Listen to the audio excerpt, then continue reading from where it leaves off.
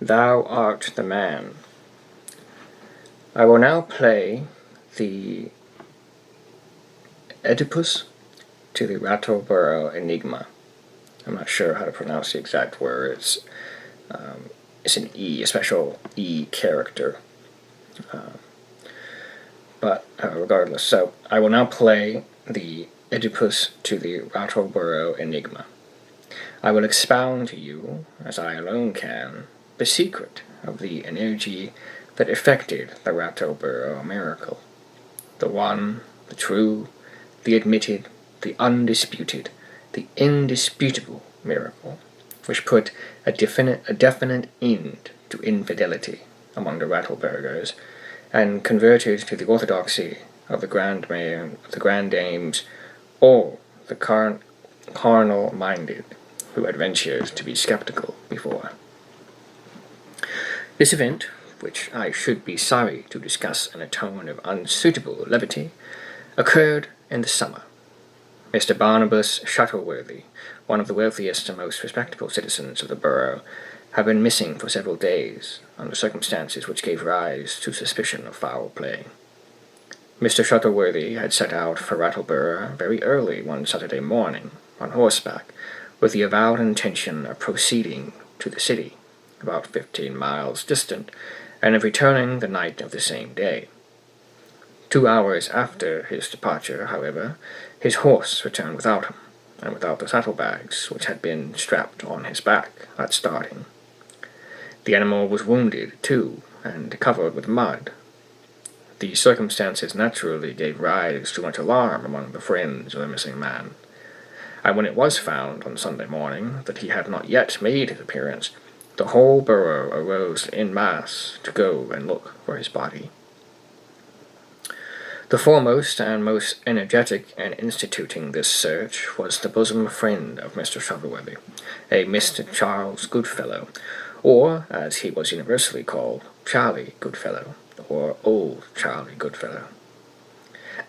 Now, whether it is a marvelous coincidence, or whether it is that the name itself had an imperceptible effect upon the character, I have never yet been able to ascertain. But the fact is unquestionable, that there never yet was any person named Charles who was not an open, manly, honest, good-natured, and frank-hearted fellow, with a rich, clear voice that did you good to hear it, and an eye that looked you always straight in the face, as much as to say, I have a clear conscience myself, am afraid of no man, and am altogether above doing a mean action. And thus all the hearty, careless, walking gentlemen of the stage are very certain to be called Charles. Now, old Charlie Goodfellow, although he had been in Rattleborough not longer than 6 months or thereabouts, and although nobody knew anything about him before he came to settle in the neighborhood, had experienced no difficulty in the world in making the acquaintance of all the respectable people in the borough. Not a man of them but would have taken his bare word for 1,000 any moment, and as for the women, there is no saying what they would not have done to oblige him. And all this came of his having been christened Charles, and of his possessing, in consequence, that ingenious face, which is proverbially the very best letter of recommendation.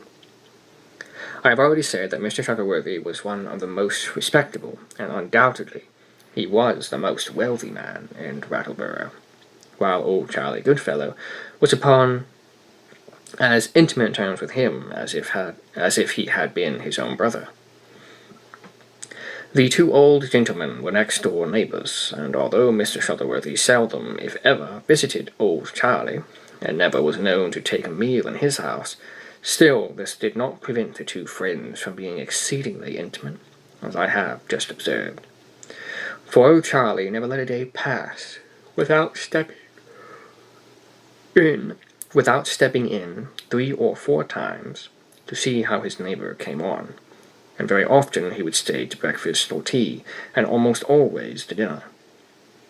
And then the amount of wine that was made way with by the two cronies at a sitting it would really be a difficult thing to ascertain. Old Charlie's favourite beverage was Chateau Margaux, and it appeared to be Mr. Shuttleworthy's heart good to see the old fellow swallow it, as he did, quart after quart, so that one day, when the wine was in, and the wit, as a natural consequence, somewhat out, he said to his crony, as he slapped him upon the back, "I tell you what it is, old Charlie, you are, by all odds, the heartiest old fellow I ever came across in all my born days.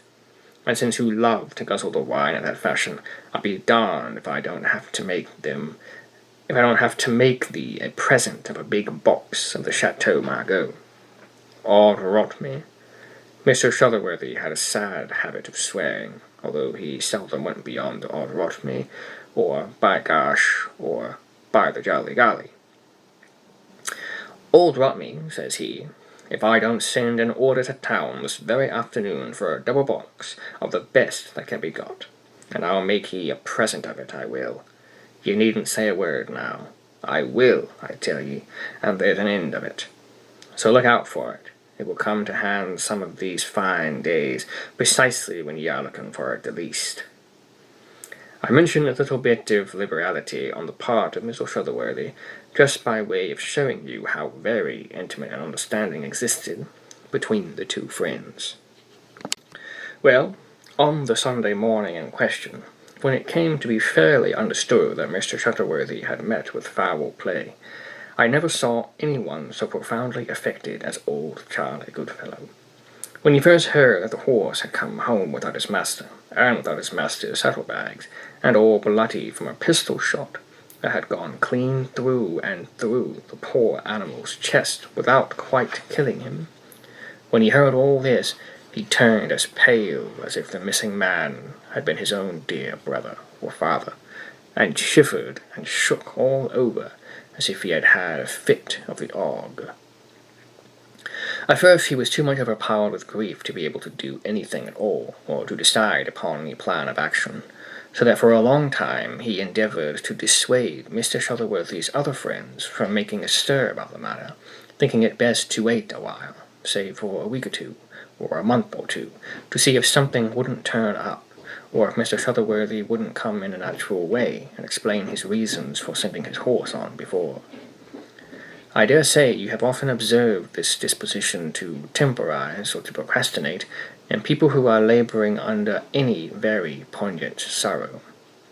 Their powers of mind seem to be rendered torpid, so that they have a horror of anything like action, and like nothing in the world, so well as to lie quietly in bed and nurse their grief, as the old ladies express it, that is to say, ruminate over their trouble.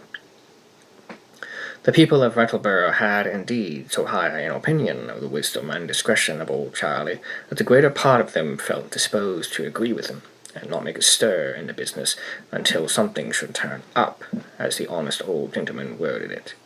And I believe that, after all, this would have been the general determination, but for the very suspicious interference of Mr. Shuttleworthy's nephew, a young man of very dissipated habits, and otherwise of rather bad character. This nephew, whose name was Pennyfeather, would listen to nothing like reason in a matter of lying quiet, but instead upon making immediate search for the corpse of the murdered man. This was the expression he employed, and Mr. Goodfellow acutely remarked at the time that it was a singular expression, to say no more. This remark of old Charlie's, too, had great effect upon the crowd, and one of the party was heard to ask very impressively how it happened that young Mr. Pennyfeather was so intimately cognizant of all the circumstances connected with his wealthy uncle's disappearance, as to feel authorized to assert, distinctly and unequivocally, that his uncle was a murdered man. Hereupon some little squabbling and bickering occurred among various members of the crowd, and especially between old Charlie and Mr. Pennyfeather, although this latter occurrence was, indeed, by no means a novelty, for a little goodwill had subsisted between the parties for the last 3 or 4 months, and matters had even gone so far that Mr. Pennyfeather had actually knocked down his uncle's friend for some alleged excess of liberty that the latter had taken in the uncle's house, of which the nephew was an inmate. Upon this occasion, old Charlie is said to have behaved with exemplary moderation and Christian charity. He arose from the blow, adjusted his clothes, and made no attempt at retaliation at all, merely muttering a few words about taking summary vengeance at the first convenient opportunity, a natural and very justifiable ebullition of anger, which meant nothing, however, and beyond doubt was no sooner given vent to than forgotten. However these matters may be, which have no reference to the point now at issue, it is quite certain that the people of Rattlebower, principally those through the persuasion of Mr. Pennifeather, came at length to determination of dispersing over the adjacent country in search of the missing Mr. Shuttleworthy. I say they came to this determination in the first instance. After it had been fully resolved that a search should be made, it was considered almost a matter of course that the seekers should disperse, that is to say, distribute themselves in parties, for the more thorough examination of the region round about. I forgot, however, by what ingenious train of reasoning it was that old Charlie finally convinced the assembly that this was the most injudicious plan that could be pursued. Convince them, however, he did, all except Mr. Pennifeather, and in the end it was arranged that a search should be instituted carefully and very thoroughly by the burghers en masse, old Charlie himself leading the way. As for the matter of that, there could have been no better pioneer than old Charlie, whom everybody knew to have the eye of a lynx. But although he had led them into all manner of out-of-the-way holes and corners by routes that nobody had ever suspected of existing in the neighborhood, and although the search was incessantly kept up day and night for nearly a week, still no trace of Mr. Shuttleworthy could be discovered. When I say no trace, however, I must not be understood to speak literally, for trace, to some extent, there certainly was. The poor gentleman had been tracked by his horse's shoes, which were peculiar, to a spot about 3 miles to the east of the borough, on the main road leading to the city. Here the track made off into a bypath through a piece of woodland, the path coming out again into the main road, and cutting off about half a mile the regular distance. Following the shoe marks down this lane, the party came at length to a pool of stagnant water, half hidden by the brambles, to the right of the lane, and opposite this pool all vestige of the track was lost sight of. It appeared, however, that a struggle of some nature had here taken place, and it seemed as if some large and heavy body, much larger and heavier than a man, had been drawn from the bypath to the pool. This latter was carefully dragged twice, but nothing was found, and the party were upon the point of going away, in despair of coming to any result, when Providence suggested to Mr. Goodfellow the expediency of draining the water off altogether. This project was received with cheers and many high compliments to old Charlie upon his sagacity and consideration. As many of the burghers had brought spades with them, supposing that they might possibly be called upon to disinter a corpse, the drain was easily and speedily effected, and no sooner was the bottom visible than right in the middle of the mud that remained was discovered a black silk velvet waistcoat, which nearly everyone present immediately recognized as the property of Mr. Pennifeather. This waistcoat was much torn and stained with blood, and there were several persons among the party who had a distinct remembrance of it having been worn by its owner on the very morning of Mr. Shuttleworthy's departure for the city, while there were others, again, ready to testify upon oath, if required, that Mr. Pennifeather did not wear the garment in question at any period during the remainder of that memorable day, nor could any one be found to say that he had seen it upon Mr. Pennifeather's person at any period at all subsequent to Mr. Shuttleworthy's disappearance. Matters now wore a very serious aspect for Mr. Pennifeather, and it was observed, and as an indubitable confirmation of the suspicions which were excited against him, that he grew exceedingly pale, and when asked what he had to say for himself, was utterly incapable of saying a word. Hereupon, the few friends his riotous mode of living had left him deserted him at once to a man, and were even more clamorous than his ancient and avowed enemies for his instantaneous arrest. But, on the other hand, the magnanimity of Mr. Goodfellow shone forth with only the more brilliant lustre through contrast. He made a warm and intensely eloquent defence of Mr. Pennefeller, in which he alluded more than once to his own sincere forgiveness for that wild young gentleman, the heir of the worthy Mr. Shuttleworthy, for the insult which he, the young gentleman, had, no doubt, in the heat of passion, thought proper to put upon him, Mr. Goodfellow. He forgave him for it, he said, from the very bottom of his heart, and for himself, Mr. Goodfellow, so far from pushing the suspicious circumstances to extremity, which he was sorry to say really had arisen against Mr. Pennefeller, he, Mr. Goodfellow, would make every exertion in his power, would employ all the little eloquence in his possession, to soften down, as much as could conscientiously do so, the worst features of this really exceedingly perplexing piece of business. Mr. Goodfellow went on for some half-hour longer in this strain, very much to the credit both of his head and of his heart. But your warm-hearted people are seldom apostate in their observations. They run into all sorts of blunders, contretemps, and malaproposisms, in the hot-headedness of their zeal to serve a friend. Thus, often with the kindest intentions in the world, doing infinitely more to prejudice his cause than to advance it.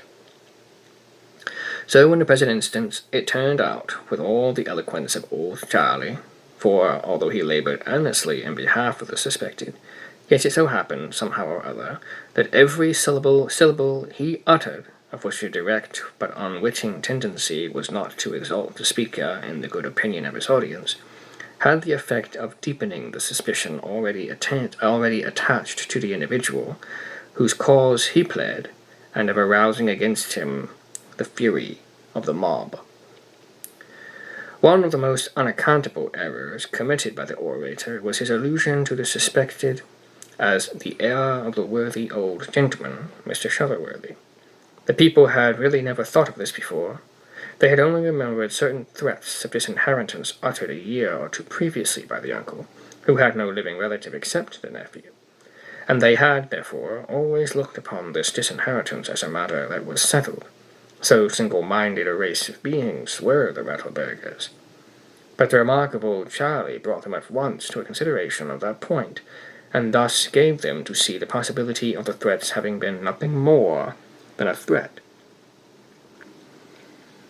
And straightway, hereupon, arose the natural question of cui bono, a question that tended even more than the waistcoat to fasten a terrible crime upon the young man.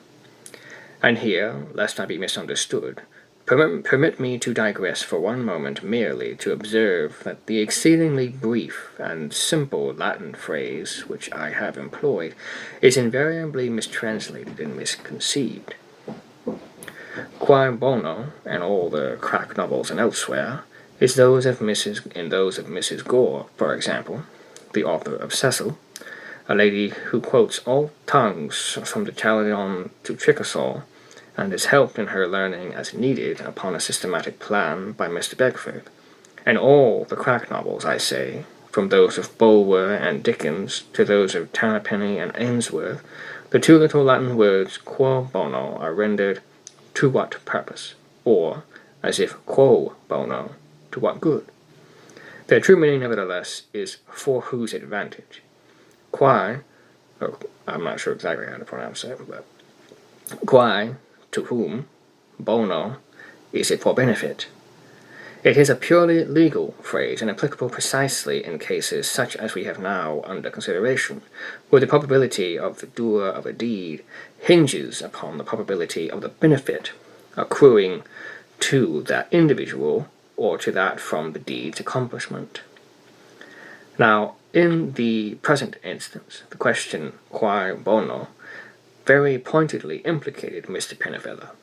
His uncle had threatened him, after making a will in his favour, with disinheritance, but the threat had not been actually kept. The original will, it appeared, had not been altered. Had it been altered, the only supposable motive for murder on the part of the suspected would have been the ordinary one of revenge, and even this would have been counteracted by the hope of the reinstation into the good graces of the uncle. But the will being unaltered, while the threat to alter remained suspended over the nephew's head, there appears at once the very strongest possible inducement for the atrocity. And so concluded, very sagaciously, the worthy citizens of the borough of Rattle. Mr. Pennyfeather was, accordingly, arrested upon the spot, and the crowd, after some further search, proceeded homeward, having him in custody. On the route, however, another circumstance occurred, tending to confirm the suspicion entertained. Mr. Goodfellow, whose zeal led him to be always a little in advance of the party, was seen suddenly to run forward a few paces, stoop, and then apparently to pick up some small object from the grass. Having quickly examined it, he was observed, too, to make a sort of half attempt at concealing it in his coat pocket. But this action was noticed, as I say, and consequently prevented, when the object picked up was found to be a Spanish knife, which a dozen persons at once recognized as belonging to Mr. Pennyfeather. Moreover, his initials were engraved upon the handle. The blade of this knife was open and bloody. No doubt now remained of the guilt of the nephew, and immediately upon reaching Rattleborough he was taken before a magistrate for examination. Here matters again took a most unfavourable turn. The prisoner, being questioned as to his whereabouts on the morning of Mr. Shuttleworthy's disappearance, had absolutely the audacity to acknowledge that on that very morning he had been out with his rifle deer-stalking in the immediate neighbourhood of the pool where the blood-stained waistcoat had been discovered through the sagacity of Mr. Goodfellow. This latter now came forward, and, with tears in his eyes, asked permission to be examined. He said that a stern sense of the duty he owed his Maker, not less than his fellow man, would permit him no longer to remain silent.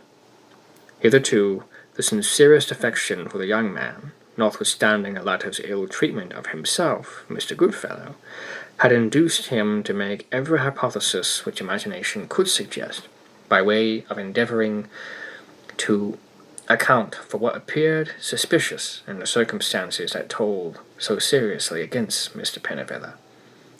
But these circumstances were now altogether too convincing, too damning. He would hesitate no longer. He would tell all he knew, although his heart, Mr. Goodfellow's, should absolutely burst asunder in the effort.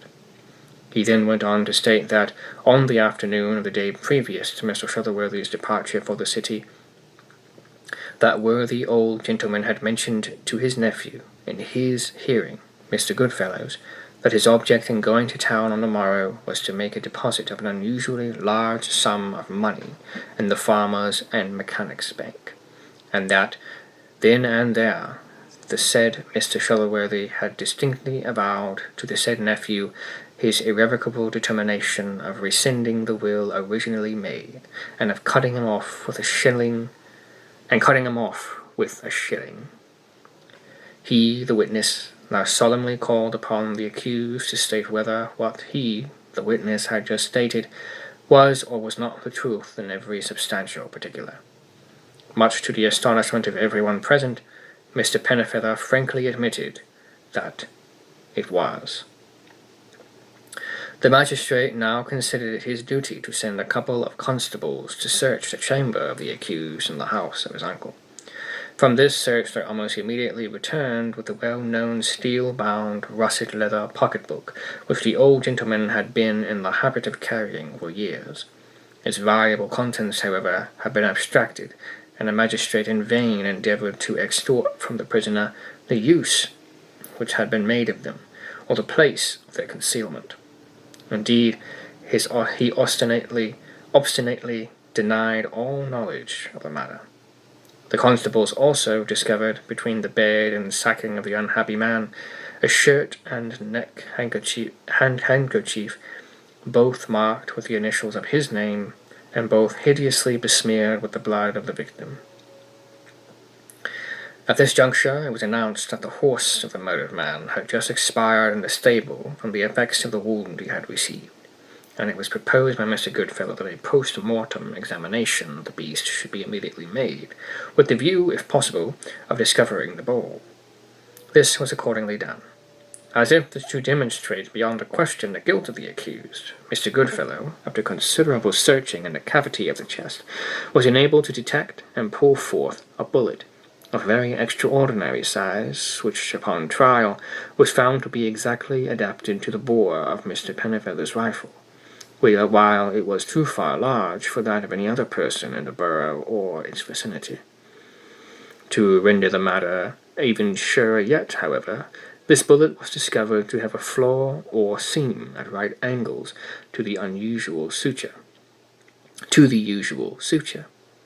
and upon examination this seam corresponded precisely with an accidental ridge or elevation in a pair of moulds acknowledged by the accused himself to be his own property. Upon the finding of this bullet, the examining magistrate refused to listen to any further testimony, and immediately committed the prisoner for trial, declining resolutely to take any bail in the case, although against this severity Mr. Goodfellow very warmly remonstrated, and offered to become certiorari in whatever amount might be required. This generosity on the part of old Charlie was only in accordance with the whole tenor of his amiable and chivalrous conduct during the entire period of his sojourn in the borough of Rattle.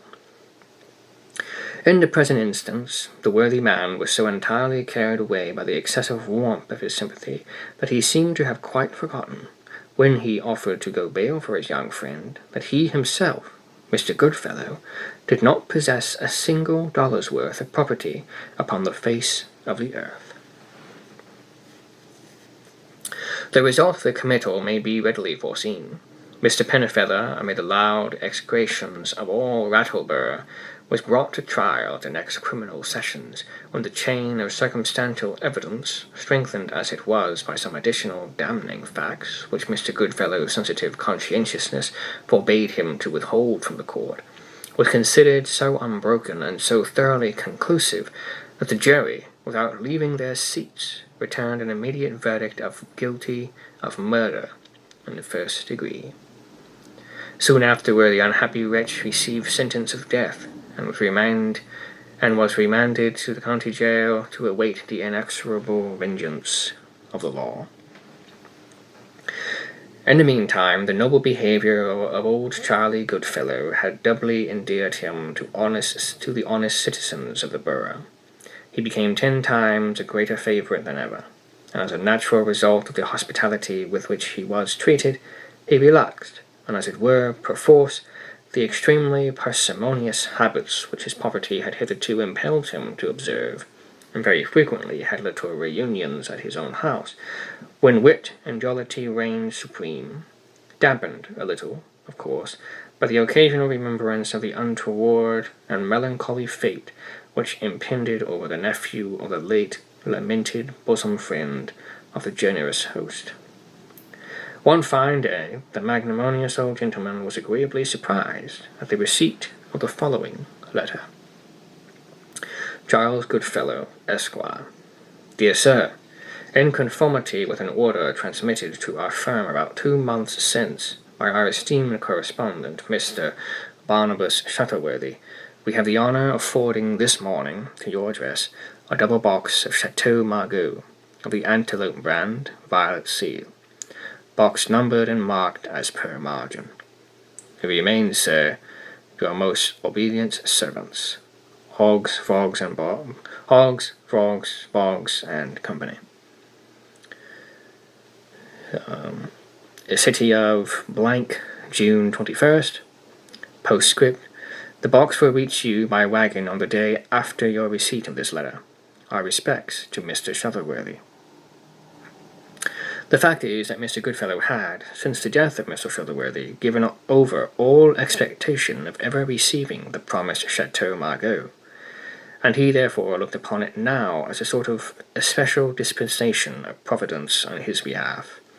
He was highly delighted, of course, and in the exuberance of his joy invited a large party of friends to a petit souper in the morrow, for the purpose of broaching the good old Mr. Shuttleworthy's present.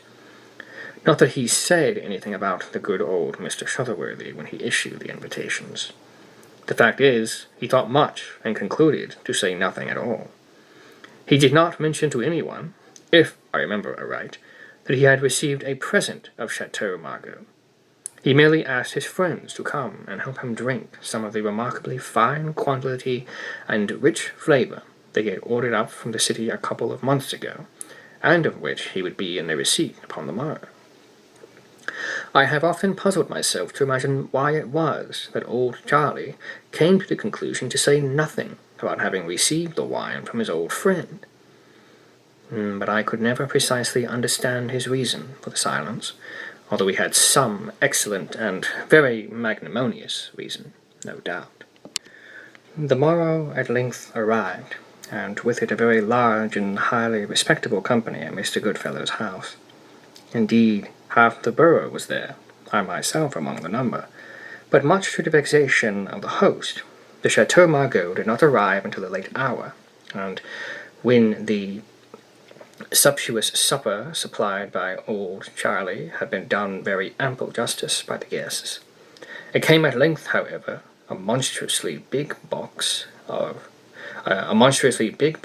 it there was too, and as the whole party were in excessively good humour, it was decided that it should be lifted upon the table, and its contents disembowelled forthwith. No sooner said than done. I lent a helping hand, and in a trice we had the box upon the table, in the midst of all the bottles and glasses, not a few of which were demolished in the scuffle. Old Charlie, who was pretty much intoxicated and excessively red in the face, now took a seat with an air of mock dignity at the head of the board, and thumpered furiously upon it with a decanter, calling upon the company to keep order during the ceremony of disinterring the treasure. After some vociferation, quiet was at length fully restored, and, as very often happens in similar cases, a profound and remarkable silence ensued. Being then requested to force open the lid, I complied, of course, with an infinite deal of pleasure. I inserted a chisel, and giving it a few slight taps with a hammer, the top of the box flew suddenly off, and at the same instant there sprang up into a sitting position, directly facing the host, the bruised, bloody, and nearly putrid corpse of the murdered Mr. Shuttleworthy himself. He gazed for a few moments, fixedly and sorrowfully, with his decaying and lacklustre eyes full into the countenance of Mr. Goodfellow, uttered slowly, but clearly and impressively, the words, "Thou art the man."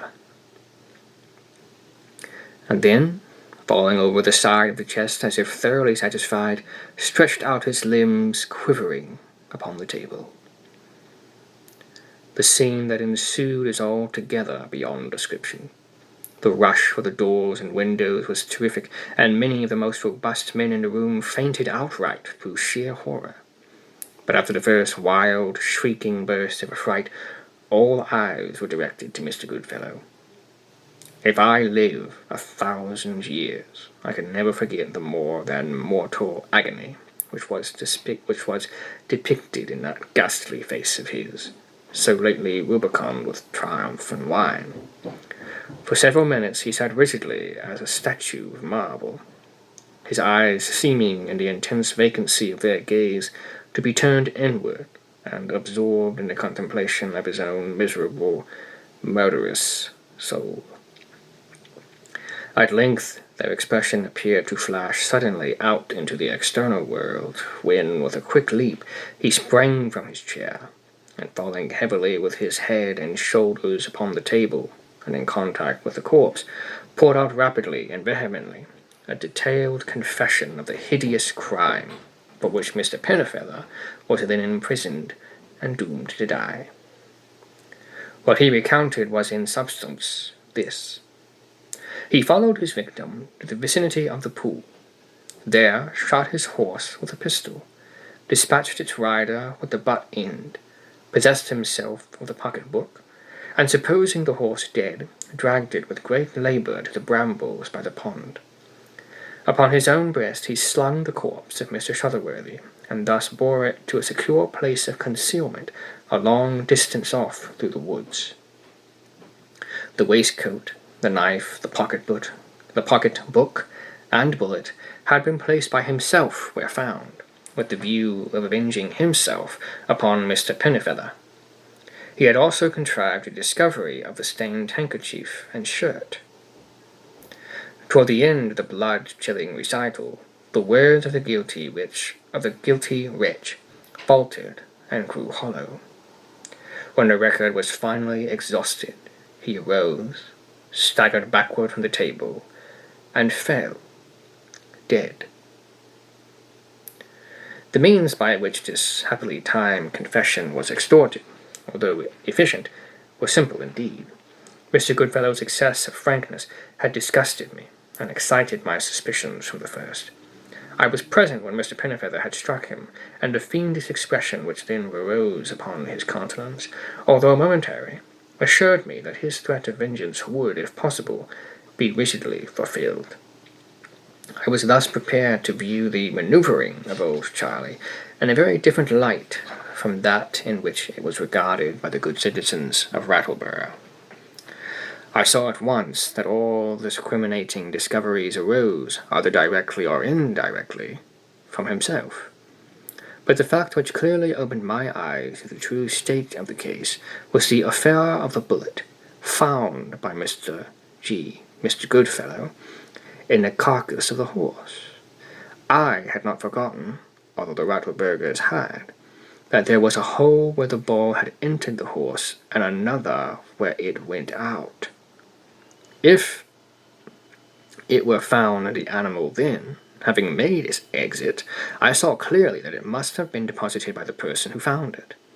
The bloody shirt and handkerchief confirmed the idea suggested by the bullet, for the blood on examination proved to be capital charret, and no more. When I came to think of these things, and also of the late increase of liberality and expenditure on the part of Mr. Goodfellow, I entertained a suspicion which was none the less strong, because I kept it altogether to myself. In the meantime, I instituted a rigorous private search for the corpse of Mr. Shutterworthy, and for good reasons searched in quarters as divergent as possible from those to which Mr. Goodfellow conducted his party. The result was that, after some days, I came across an old dry well, the mouth of which was nearly hidden by brambles, and here at the bottom I discovered what I sought.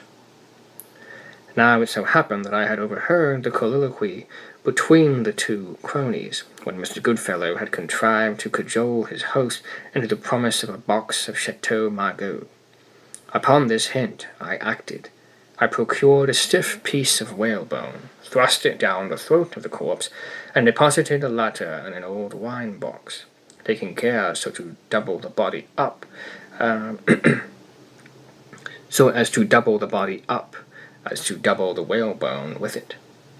In this manner I had to press forcibly upon the lid to keep it down while I secured it with nails, and I anticipated, of course, that as soon as these latter were removed, the top would fly off, and the body up.